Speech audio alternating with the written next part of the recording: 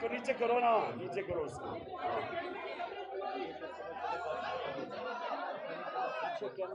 Karachi park میں آپ کے سامنے ایک پیغام لے کے آیا ہوں.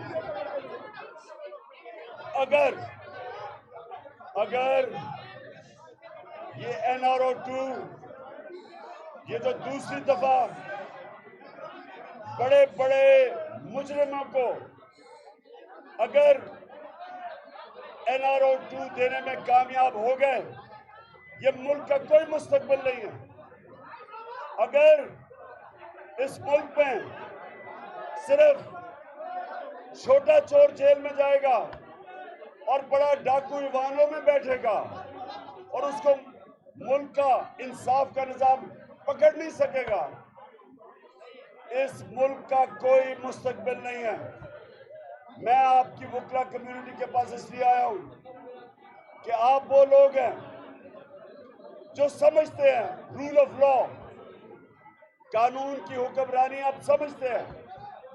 اور اگر قانون کی حکمرانی کی دھجیاں اڑائی گئی کہ طاقتور پیسہ چوری کر کے باہر چلا جائے اور باہر سے واپس NRO لے کے آ جائے، پھر ملک لوٹے، پھر باہر چلا جائے، اس ملک کا کوئی مستقبل نہیں ہے اگر ہم نے یہ ہونے دیا. میں ان چوروں کے خلاف حقیقی آزادی کی سیاست نہیں کر رہا، جہاد کر رہا ہوں. اور میں چاہتا ہوں آپ سب میرے ساتھ ہوں.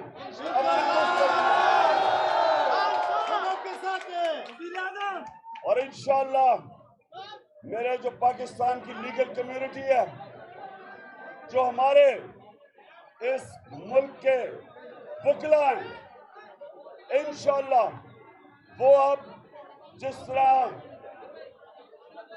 1947 میں پاکستان موومنٹ دو عظیم وکیلوں نے لیڈ کی تھی،